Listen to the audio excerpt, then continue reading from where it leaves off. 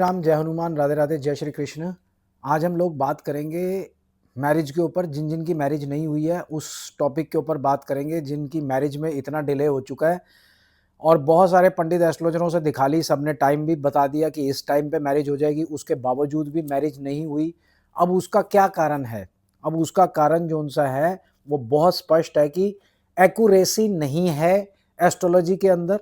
उन्होंने जो चार्ट्स देखे हैं केवल 7th हाउस को देख लिया, जो कि आम एस्ट्रोलॉजर बताता है कि 7th हाउस देख लिया है और 7th का लॉर्ड कहाँ बैठा है। सेकंड का तो पता ही नहीं, 11th हाउस का भी नहीं पता कि उनको मैरिज के लिए है वो। हम लोग जब मैरिज की प्रेडिक्शंस करते हैं ना तो बड़ी सीरियसली करते हैं। मैरिज की प्रेडिक्शंस के लिए मैं आपको कुछ चीज़ें बता देता हूँ कि हम लोग क्या करते हैं, बड़ी डेप्थ में देखते हैं। D9 चार्ट तो देखना ही है, D1 चार्ट भी देखना है। अब कालपुरुष की कुंडली है, उसमें 2nd और 7th हाउस किसका है? वीनस का। तो वीनस को देखना है। सबसे पहली बात, वीनस को जरूर देखना है। लोग कहते हैं लड़की की कुंडली में जुपिटर को देखो, लड़के की कुंडली में वीनस को देखो। नहीं, कालपुरुष कुंडली के अंदर 2nd और 7th हाउस वीनस का है, तो वीनस को तो देखना ही देखना है। अब लूनर डे किसका है? प्रतिपद जिसे मैं बोलता हूं, लूनर डे, जैसे पहली तारीख जो सा है, पहला महीने का पहली तारीख सन का है, फिर मून का है, फिर मार्स का है, फिर मरकरी का है, जुपिटर का है, सैटर्न का है, वीनस का है, राहु का है।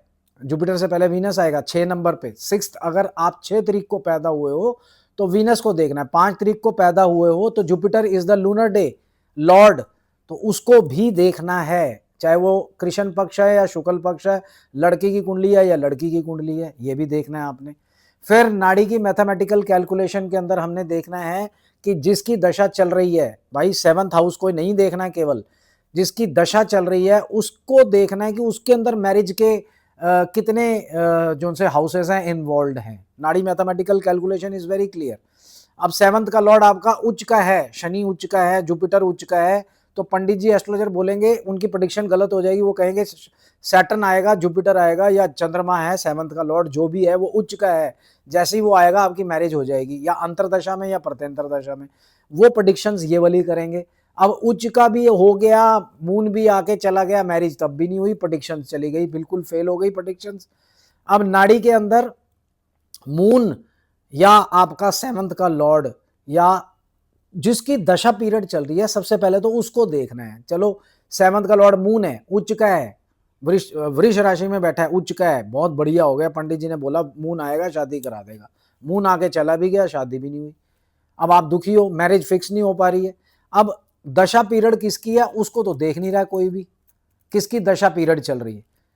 अब दशा किसकी चल रही है वो तो देख ही नहीं रहा कोई भी। दशा किसकी चल रही है आपकी?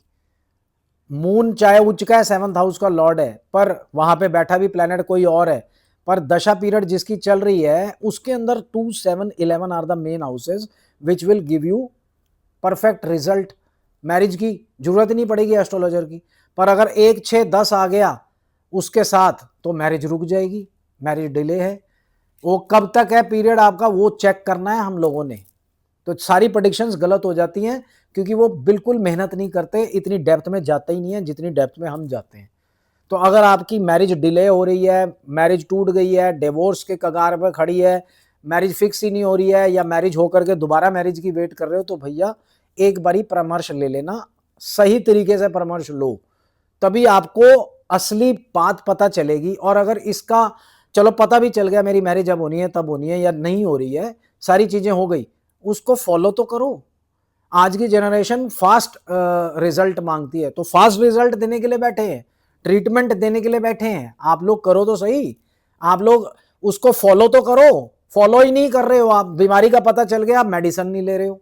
बीमारी का पता चल गया कि इससे हो जाएगा, आप वही स्टेप नहीं ले रहे हो फर्दर, तो फायदा क्या हुआ उस चीज का?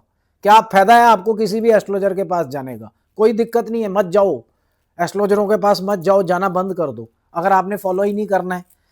देखो हमारी जो जनरेशन थी वो फॉलो करती थी, हम तो नतमस्तक करते थे, भाई इन्होंने हमें बताया, हमने स्टोन्स कॉम्बिनेशन पहने, मैरिज हमारी भी 2-3 बार लुढ़क गई, नहीं हो पाई जिनसे हम चाह रहे थे, उसके बाद हुई ना, हमने फॉलो किया अपने गुरुओं को। आप लोग फॉलो ही तो नहीं करते हो, फॉलो नहीं करोगे तो भाई रिजल्ट कहाँ से मिलेगा? फिर आप एस्ट्रोलॉजी को बदनाम करते हो, एस्ट्रोलॉजर को बदनाम करते हो, ये आपका काम है फिर। मत करो ऐसा, आप अपनी लाइफ के साथ खेल रहे हो। तो अगर आपको रिजल्ट चाहिए, अगर आपको पता चल गया है कि ये नहीं हो रहा है, तो फॉलो करो, उस ट्रीटमेंट को करो जो बोला जा रहा है। और ये मत सोचो कि उस पंडित जी ने बोला था, ऐसा बोला था, उन्होंने तो कहा था शादी हो जाएगी, और या उन्होंने तो बोला है जिंदगी भर शादी नहीं होगी। तो एक बंदे ने आपके ऊपर, आपकी कुंडली देख करके आपके ऊपर बता दिया कि नहीं होगी, तो आप व्यूज ही नहीं लोगे किसी और के।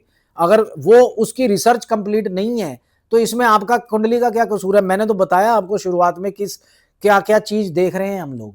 तो वो सारी चीजें देखने के बाद ही हम निर्णय लेंगे कि आपकी मैरिज होगी भी या नहीं होगी।